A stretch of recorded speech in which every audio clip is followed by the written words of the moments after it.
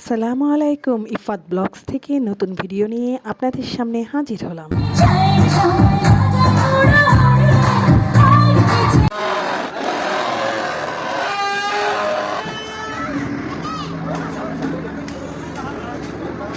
কোথায় যাচ্ছি তাই না?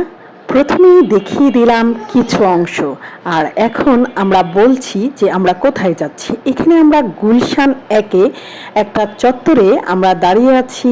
বাস স্ট্যান্ড মানে হলো যে এইখানে আমাদের অফিস থেকে পিক করবে, এই জায়গা থেকে আমাদের বাসগুলো ছেড়েছে। তো এরকম মাইক্রো বাস ছিল, সেগুলো আমি বসেছিলাম। রাস্তা খুব সকালবেলা, শুক্রবার সকাল, রাস্তা খুবই নিরিবিলি ছিল। এই তো আমরা রিসোর্টে চলে আসলাম।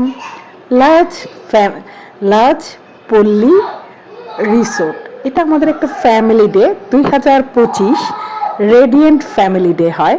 তো রেডিয়েন্টে প্রত্যেক বছরই ফ্যামিলিদেরকে নিয়ে একটা যে কোনো রিসোর্টে আশেপাশে, ঢাকার আশেপাশে যে কোনো একটা রিসোর্ট তারা সিলেক্ট করে এবং ওইখানে কিছু খেলাধুলা, বাচ্চাদের সাথে আনন্দ, মৌজ মাস্তি, খাওয়া দাওয়া এগুলো চলতে থাকে। যাই হোক, উপরটা দেখুন বেলুন দিয়ে কত সুন্দর করে সাজিয়েছে।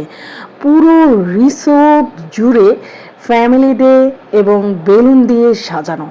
ভালো লেগেছে যে ওরা মানে ছোট রিসোর্টটাকেও বেলুন বা বিভিন্ন কিছু দিয়ে যখন সাজায় রেডিয়েন্ট, তখন ওই ছোট্ট রিসোর্টটাই আরও সৌন্দর্য ফুটিয়ে তোলে। এই তো দেখুন এই গাড়িটা কতটা ইউনিক, এটা কিন্তু রিসোর্টেরই গাড়ি সাজিয়ে রেখেছে। আর রিসোর্টটার প্রত্যেকটা জায়গায় জায়গায় এরকম ছোট ছোট কটেজ আছে, মানে বিল্ডিংয়ের মতনই দোতলা দোতলা করে দেয়া আছে বিভিন্ন জায়গায় জায়গায়। আর বাচ্চাদের সুন্দর সুন্দর খেলার জায়গা আছে, মানে মানে খেলার জন্য স্লিপার। আর তাছাড়া রেডিয়েন্ট তো নতুন নতুন কিছু আনবেই, যেমন ধরেন এইসব। আমার ছেলে মেয়ে কেন জানি এইসবে আর খেলতেই চাচ্ছে না, বুঝলাম না। যাই হোক, এই তো খুব সুন্দর একটা ফোয়ারা, ভালো লাগলো তাই ভিডিওটা করলাম। যেটাই ভালো লাগে সেটাই ক্যাপচার করার চেষ্টা করি। এই তো আমার রিসোর্ট, মানে আমি যে রুমটাতে থেকেছি সেই রুমটাতে ওঠার সময় একটুখানি ভিডিও করলাম। আমার রিসোর্টটা হলো এই রিসোর্টটাতে, আমি এই রুমটাতে থেকেছি। হ্যাঁ, তো রুমগুলো আপনাদের সাথে একটু একটু করে শেয়ার করলাম যে এই ধরনের রুম, এটা 2-3টা রুম একসাথে করে সুন্দর মতন আর কি করে। আর এই যে দেখুন আমার ছেলে খেলার জন্য দাঁড়িয়ে আছে, খেলার জন্য যে কত প্রিপারেশন নিচ্ছে। কিন্তু যখনই বাঁশি দিয়েছে তখনই আমার ছেলে বুঝতেই পারিনি যে বাঁশি বেজেছে। বাঁশি বেজে গেছে আর আমার ছেলে রয়ে গেছে আর সবাই দৌড় দিয়েছে। কিন্তু তার আগে যে কত প্রিপারেশন আর আমরা যে কত কিছু বুঝালাম, কিন্তু কিছুতেই বুঝতে পারলো না যে বাঁশি বাজার সাথে সাথে দৌড় দিতে হবে।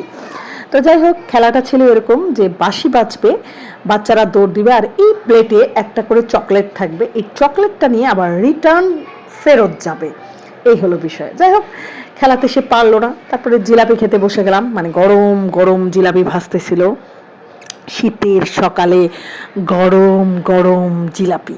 আচ্ছা যাই হোক, ভালো থাকবেন।